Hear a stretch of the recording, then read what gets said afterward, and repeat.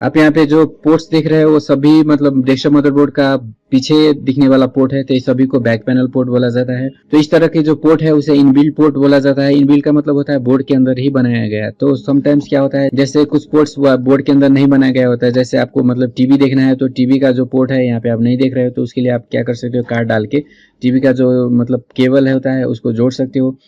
तो उस तरह के पोर्ट को इनबिल्ट नहीं बोला जाता है, उसको बोला जाता है एक्सटेंडेड पोर्ट या एक्सपांशन स्लॉट या एक्सपांशन पोर्ट भी बोला जाता है। लेकिन यहाँ पे जो पोर्ट्स आप देख रहे हो सभी मदरबोर्ड में इनबिल्ट किया गया है। तो इनबिल्ट जो भी पोर्ट हमें बहुत जरूरत होता है उसको मदरबोर्ड के अंदर इनबिल्ट किया गया होता है। लेकिन जो ऑप्शनल पोर्ट होते हैं, मतलब सभी यूजर के लिए फ्रेंडली नहीं होने वाला या यूज नहीं होने वाला जो पोर्ट होते हैं, उसके लिए इस तरह का एक्सपांशन स्लॉट को मतलब बना दिया गया होता है बोर्ड के अंदर। तो आज हम बात करेंगे सभी बैक पैनल के पोर्ट के अंदर। तो आप देख सकते हो बहुत सारे पोर्ट्स इस तरह से यहाँ पे है। तो एक पुराना बोर्ड भी मैं आपको दिखाता हूँ और दिखाता हूँ ये मतलब जो बोर्ड है, मतलब एक नया बोर्ड और एक पुराना बोर्ड में क्या अंतर है। तो आप देख सकते हो जो पुराने बोर्ड है उसमें मतलब ये जो पोर्ट है वो ज़्यादा है, इसमें वो पोर्ट को नहीं डाला गया है। तो इसका पोर्ट का जो फंक्शन है वो अभी हमें उतना ज़रूरत नहीं है, इसीलिए नए बोर्ड से इस पोर्ट को हटा दिया गया है। और उसके साथ साथ आप देख सकते हो यहाँ पे भी एक पोर्ट है, मतलब दोनों पोर्ट का काम अब उतना ज़्यादा नहीं रह गया, तो इसीलिए नए बोर्ड में इस दोनों पोर्ट का यूज़ उतना ज़्यादा नहीं किया जाता है। लेकिन आप यहाँ पे देख सकते हो ये जो पोर्ट है वो है, और उसके बाद यहाँ पे बीजे पोर्ट, यहाँ पे बीजे पोर्ट था ये निकल गया है, और उसके बाद जो बाकी पोर्ट है सभी सेम टू सेम है। मतलब ये दो पोर्ट जो आप यहाँ पे देख रहे हो मतलब नई बोर्ड में नहीं भी हो सकता है। लेकिन मैं आपको टोटल इन्फॉर्मेशन दूंगा, मेरे पास पुराना बोर्ड भी है नए बोर्ड भी है, तो मैं आपको सभी पोर्ट का डिटेल इन्फॉर्मेशन देने वाला हूँ, तो आपको टेंशन लेने की कोई ज़रूरत नहीं है। तो चलिए हम शुरू करते हैं और जानते हैं बैक पैनल के अंदर जो पोर्ट्स होते हैं उसकी डिटेल इन्फॉर्मेशन। तो यहाँ पे मैंने कुछ लिख के रखा हुआ है जिससे मुझे आपको एक्सप्लेन करने में आसानी हो। तो सबसे पहले हम जानते हैं बैक पैनल पोर्ट का जो पहला पोर्ट है उसके बारे में। जैसे यहाँ पे दो पोर्ट आप देख रहे हो, तो ये दोनों पोर्ट का जो नाम है वो है PS2 पोर्ट, दोनों को PS2 पोर्ट बोला जाता है। PS2 का मीनिंग होता है पर्सनल सिस्टम। तो ये जो पोर्ट है इसका पिन आप देख रहे हो, पिन काउंट टोटल 6 होता है, मतलब 1 2 3 4 5 6 इस तरह से। और ये जो बड़ा मतलब आप गड्ढा सा यहाँ पे देख रहे हो, तो वो मतलब इसको होल्ड करने के लिए ये पिन का काम नहीं करता है। पिन सिर्फ 6 है। इसके जो मतलब एजेस में जितने भी होल बनाया गया वो सभी पिन के रूप में यूज किया जाता है। तो इसका टोटल पिन 6 हो गया। और ये जो कनेक्टर है वो मतलब यूज किया जाता है PS2 कीबोर्ड और PS2 माउस जोड़ने के लिए। मतलब इसके अंदर जो भी कीबोर्ड या माउस जोड़ा जाता है उसको बोला जाता है PS2 कीबोर्ड या PS2 माउस। तो चलिए मैं आपको एक कीबोर्ड भी दिखा देता हूँ। तो आप देख सकते हो एक कीबोर्ड है, कीबोर्ड है मेरे पास, और इस कीबोर्ड का कनेक्टर आप यहाँ देख सकते हो उसी तरह का सेम टू सेम कनेक्टर इसमें भी है। इसमें भी आपको मतलब आप देख सकते हो इसमें इसके अंदर एक बड़ा सा प्लास्टिक का पार्ट आपको दिख रहा होगा, तो मतलब गड्ढे वाला पार्ट हो गया। और बाकी पिन आप देख रहे हो यहाँ पे सराउंडिंग में 6 पिने आपको यहाँ पे दिख रहा होगा। तो अगर हमें इसके साथ इसके कनेक्शन करना है तो इसके लिए भी यहाँ पे आप देख सकते हो यहाँ पे एरो दिया गया है। तो इस एरो को हमें क्या करना है, यहाँ पे सेम इस साइड में रखकर इस तरह से इसको प्रेस कर देना है और ये आसानी से कनेक्ट हो जाएगा यहाँ पे। लेकिन इसको कनेक्शन करने से पहले आपको मालूम होना चाहिए मतलब इसको ये दोनों में से किस में कनेक्ट करना है। मतलब ये दोनों में ही इसको कनेक्शन किया जा सकता है। आप देख सकते हो इस तरह से इसमें भी जोड़ सकते हो और इसमें भी जोड़ सकते हो, दोनों में ये फिट आता है। लेकिन इसका जो डेडिकेटेड स्लॉट होता है, मतलब आप इसको जोड़ना है तो यहाँ पे जोड़ना होगा। मतलब आप कलर भी देख सकते हो सेम पर्पल कलर का है, तो आपको इसको इसी में जोड़ना होगा। अगर इसको इसमें जोड़ोगे तो एक काम नहीं करेगा, क्योंकि ये डेडिकेटेड पोर्ट होता है। डेडिकेटेड का मतलब होता है जो जिसका है उसी में काम करेगा, दूसरे में जोड़ने पर काम नहीं करेगा। तो इसीलिए आपको जब भी आप कनेक्शन करो तो कीबोर्ड को यहाँ पे जोड़ना है और जो माउस होते हैं उसको यहाँ पे जोड़ना है। तो ये जो पर्पल वाला है वो कीबोर्ड के लिए हो गया और ये जो ग्रीन वाला है वो माउस के लिए हो गया। लेकिन दोनों का नाम सेम है और पिन भी सेम है और हर एक बात दोनों का सेम ही होता है। तो वही बात को मैंने यहाँ पे भी लिखा हुआ है। मतलब ग्रीन PS2 पोर्ट में आपको क्या जोड़ना है, PS2 माउस जोड़ना है। ग्रीन का मतलब ये ऊपर वाला हो गया। और जो पर्पल PS2 पोर्ट है उसमें आपको क्या जोड़ना है, PS2 कीबोर्ड जोड़ना है। ये PS2 कीबोर्ड हो गया। और इसका पिन डिटेल भी मैंने यहाँ पे बना के रखा हुआ है। तो चलिए मैं आपको पिन डिटेल का एक्सप्लेन कर देता हूँ। जैसे इसका जो पिन है आप देख सकते हो 1 2 3 4 5 एंड 6। मतलब ये 1 2 ये 1 हो गया, ये 2 हो गया, ये 3 हो गया, ये 4 हो गया, 3 4, ये 5 और 6। तो आउट ऑफ 6 पिंस मतलब ये दो पिन का कोई काम नहीं है। जैसे पिन 2 और 6, मतलब ये जो दो पिन है आप देख रहे हो यहाँ पे, ये पिन 2 और ये पिन 6, ये दोनों का यूज नहीं होता है। मतलब ये खाली पिन है। मतलब ये जो लेफ्ट साइड है उसमें आपका कौन सा पिन हो गया, 6, 4 एंड 2, और जो राइट साइड है उसमें कौन हो गया 5, 3 एंड 1। तो जो लेफ्ट साइड का पिन है उसमें 6 और 2 का कोई काम नहीं है। जो पिन 4 है उसमें प्लस यानी कि 5 वोल्ट को सप्लाई किया जाता है, जो मतलब जब हम कीबोर्ड यहाँ पे जोड़ते हैं तो कीबोर्ड को इससे वोल्टेज मिलता है और कीबोर्ड ऑन हो जाता है। और कीबोर्ड ऑन होने के बाद जो भी कीबोर्ड से हम डेटा इनपुट करते हैं वो मतलब किस पिन के थ्रू जाता है हमारे मदरबोर्ड को, या मदरबोर्ड के जिस आईसी को भी जाना है। तो कीबोर्ड से जो भी हम डेटा इनपुट करते हैं वो पिन 1 के थ्रू क्या होता है मदरबोर्ड को सेंड होता है। तो पिन 1, ये नीचे वाला जो पिन है वो पिन 1 हो गया।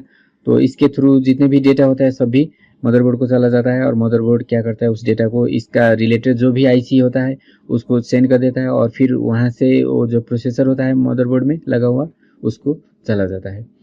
तो ये हो गया पिन जिसके थ्रू क्या होता है कीबोर्ड से डेटा प्रोसेसर को ट्रांसफर किया जाता है। उसके बाद ये जो बीच का पिन है वो पिन 3 हो गया, थर्ड पिन हो गया, वो मतलब ग्राउंड है, मतलब प्लस के साथ हमें माइनस को भी देना जरूरत होता है। तो इस पिन से कीबोर्ड को प्लस वोल्टेज का सप्लाई किया जाता है, और इस पिन से कीबोर्ड को क्या किया जाता है माइनस वोल्ट का सप्लाई किया जाता है। मतलब प्लस और माइनस वोल्टेज मदरबोर्ड क्या करता है कीबोर्ड को सप्लाई देता है, लेकिन जो डेटा है वो कीबोर्ड से प्रोसेसर को जाता है। उसके बाद एक और पिन यहाँ पे आप देख सकते हो क्लॉक, पिन 5, मतलब जो सबसे ऊपर वाला पिन है राइट साइड का वो पिन 5 है। तो इस पिन के थ्रू क्या होता है जो हमारा कीबोर्ड है उसको क्लॉक दिया जाता है। क्लॉक का मतलब क्या होता है, मतलब कीबोर्ड जो डेटा सेंड कर रहा है उसको कितनी स्पीड में प्रोसेसर को सेंड करना है, तो उसका टाइमिंग देने के लिए क्लॉक सिग्नल का यूज किया जाता है। तो क्लॉक आपको हर एक आईसी हर एक पार्ट के साथ एक क्लॉक सिग्नल आपको देखने को मिल जाएगा। तो क्लॉक का जो मेन काम होता है वो टाइमिंग डिसाइड करने का होता है, मतलब कितने टाइम में कितने डेटा को ट्रांसफर करना है, या डेटा का स्पीड जो है वो कितना होना चाहिए। तो उसी के लिए क्लॉक सिग्नल भी हर एक आईसी या पार्ट को दिया जाता है। तो हमारा जो मेन काम है वो डेटा को सेंड करना है, लेकिन डेटा को सेंड करने से पहले हमें क्या करना होता है कीबोर्ड को ऑन करना होता है, इसीलिए कीबोर्ड को प्लस और माइनस वोल्टेज दे के ऑन किया जाता है। उसके बाद कीबोर्ड को क्लॉक दिया जाता है, और क्लॉक देने के बाद क्या होता है कीबोर्ड का जो भी डेटा होता है वो प्रोसेसर में ट्रांसफर हो जाता है। तो इस तरह से कीबोर्ड का जो हर एक पिन है उसका डिटेल इन्फॉर्मेशन मैंने आपको बता दी। तो चलिए अब हम जानते हैं इसमें होने वाले कुछ प्रॉब्लम्स के बारे में। PS2 कीबोर्ड या माउस काम नहीं करना। PS2 माउस क्या है, काम नहीं कर रहा है, not working. PS2 mouse and keyboard is not working.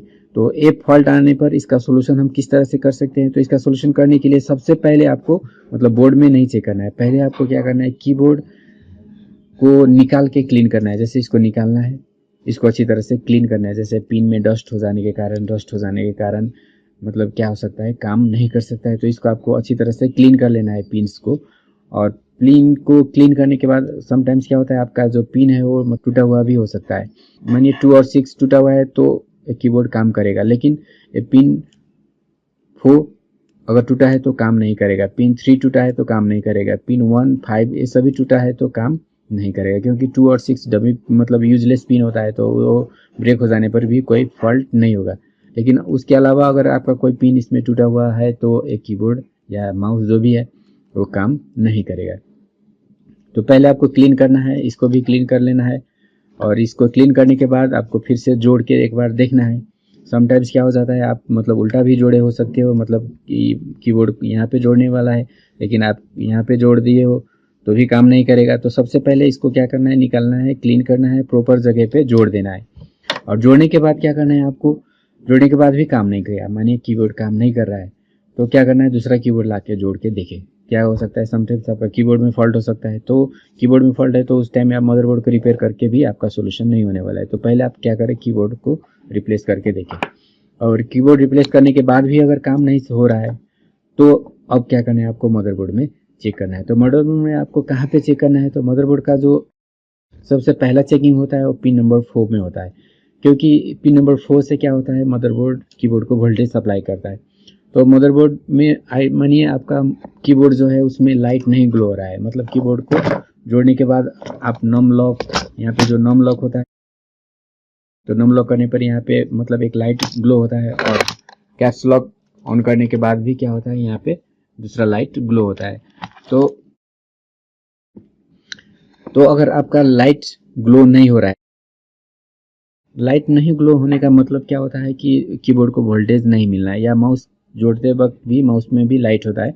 तो माउस में भी अगर लाइट नहीं आ रहा है तो क्या हो रहा है कि उस पार्ट को वोल्टेज नहीं मिल रहा है। तो वोल्टेज कौन सेंड करता है, इसका पिन नंबर जो 4 है, यहाँ पे मैंने आपको बताई थी, इसका पिन नंबर 4 से, इसका जो पिन नंबर 4 है उसके थ्रू इसको क्या होता है, वोल्टेज दिया जाता है। तो इसका पिन नंबर 4 में कोई फॉल्ट हो जाने पर क्या होगा, कीबोर्ड को या माउस को मतलब वोल्टेज नहीं मिलेगा, और वोल्टेज नहीं मिलने पर इसका जो लाइट है वो ग्लो नहीं होगा। तो लाइट नहीं ग्लो होने का प्रॉब्लम को आप इस तरह से सॉल्व कर सकते हो। पिन नंबर 4 से रिलेटेड कंपोनेंट को आपको चेक करना है। जैसे मैं आपको यहाँ पे दिखा देता हूँ, मैंने डायग्राम भी बनाया हुआ है यहाँ पे नीचे। चलिए मैं इस डायग्राम को थोड़ी देर में आपको एक्सप्लेन करूंगा, पहले मैं आपको सॉल्यूशन बता देता हूँ। और उसके बाद लाइट ग्लो हो रहा है लेकिन काम नहीं कर रहा है, मतलब वोल्टेज मिल रहा है लेकिन काम नहीं कर रहा है। तो वोल्टेज मिलना और काम नहीं करने का मीनिंग क्या हो गया, पिन 1 से क्या होता है, डेटा का ट्रांसफर होता है, और पिन 5 में क्या मिलता है, और पिन 5 में क्लॉक मिलता है। तो अगर डेटा और क्लॉक में कोई फॉल्ट आ जाता है तो क्या होगा, वोल्टेज तो जाएगा लेकिन जो इन्फॉर्मेशन जाना चाहिए कीबोर्ड से प्रोसेसर को वो इन्फॉर्मेशन नहीं जाएगा। तो कीबोर्ड काम नहीं करेगा, कीबोर्ड में हम प्रेस करेंगे फिर भी जो हमारा काम है वो नहीं होगा। तो उस टाइम में हमें क्या करना है, पिन 1 और पिन 5 को चेक करना है, क्योंकि 5 में क्लॉक आता है और पिन 1 से डेटा का ट्रांसफर होता है। तो अगर क्लॉक नहीं आए तो भी कीबोर्ड काम नहीं करेगा, और क्लॉक आने के बाद अगर जो डेटा है वो भी उसमें लाइन में भी शॉर्टिंग हो गया तो क्या होगा, डेटा प्रोसेसर को नहीं पहुंच पाएगा और कीबोर्ड काम नहीं करेगा। तो इस तरह से हम कीबोर्ड का रिपेयरिंग कर सकते हैं। तो चलिए अब हम जानते हैं मतलब कीबोर्ड का जो टोटल सर्किट डायग्राम होता है वो किस तरह से होता है और कैसे काम करता है।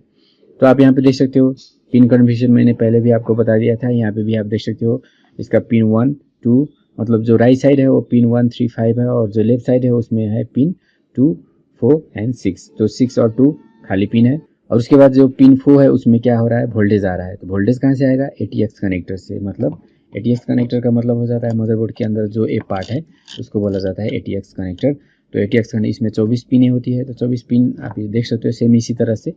तो ये जो पिन है माइनस पिन है, अभी आप देख सकते हो माइनस, और 1 2 3 मतलब ये 3 पिन जो है, मतलब ए और ए, 3 में 5 वोल्ट का सप्लाई होता है। मतलब SMPS जोड़ने पर आपको पता चल जाएगा, इसमें रेड वायर का कनेक्शन होता है। तो इससे 5 वोल्ट क्या होता है, आता है तीनों में। तो तीनों में से जो 5 वोल्ट आता है वो हमें चाहिए कीबोर्ड में, क्योंकि कीबोर्ड को चलने के लिए हमें 5 वोल्ट का ज़रूरत है। तो यहाँ से जो वोल्टेज आता है डायरेक्टली कीबोर्ड को सेंड भी किया जा सकता है, लेकिन समटाइम्स क्या होता है इस तरह का एक रेगुलेटर भी डाल दिया जाता है। इस तरह का एक छोटा सा वोल्टेज आईसी या इसे हम रेगुलेटर भी कह सकते हैं। तो रेगुलेटर को वोल्टेज दिया जाता है, और रेगुलेटर क्या होता है, कंट्रोल करके वोल्टेज को कीबोर्ड को सप्लाई कर देता है। तो मतलब जब भी वोल्टेज सप्लाई कहीं पे भी होता है तो उसमें फिल्टर करने के लिए इस तरह का कैपेसिटर कॉइल और मतलब सेफ्टी के लिए फ्यूज भी डाला जा सकता है। तो इस तरह का कंपोनेंट भी होने का चांसेस ज़्यादा रहता है। तो अगर फ्यूज जल जाए या कॉइल जल जाए या जो कैपेसिटर शॉर्ट हो जाए तो क्या होगा, कीबोर्ड में वोल्टेज नहीं जा पाएगा और कीबोर्ड क्या होगा, काम नहीं करेगा। या ये ठीक होने के बावजूद भी अगर काम नहीं कर रहा है तो क्या होगा, हमारा जो रेगुलेटर आईसी है उसमें फॉल्ट होने का चांसेस रहता है। तो वोल्टेज नहीं जाए तो आपको इस कंपोनेंट मतलब इससे जुड़ी जो कंपोनेंट, इस तरह का कंपोनेंट आपको मिलेगा बोर्ड के सराउंडिंग में, मतलब बोर्ड के पास में भी आपको मतलब पास में ही इस तरह का कंपोनेंट आपको मिलेगा। जैसे आप देख सकते हैं यहाँ पे एक फ्यूज रखा गया है, एक कोयल भी है, कैपेसिटर भी है इस तरह का। तो डेफिनेटली ये जो कंपोनेंट्स है वो पिन नंबर 4 के साथ कनेक्टेड होता है। लेकिन इसका प्रैक्टिकल टेस्टिंग भी मैं आपको करके दिखाऊंगा, लेकिन वो किसी और वीडियो में। इसमें मैं आपको पहले एक्सप्लेन कर देता हूँ, आपको समझना बहुत ज़रूरी है पहले, उसके बाद ही आप काम करने में आपको आसानी होगी। इस तरह से ये जो पिन 4 है उसमें वोल्टेज आ रहा है यहाँ से, तो वोल्टेज नहीं जाने का आप सोल्यूशन इस तरह से कर सकते हो सारी कंपोनेंट को रिपेयर करके। उसके बाद क्या होता है, इसका जो पिन नंबर 5 और पिन नंबर 3 होता है तो इसमें क्लॉक का सप्लाई किया जाता है आईसी द्वारा।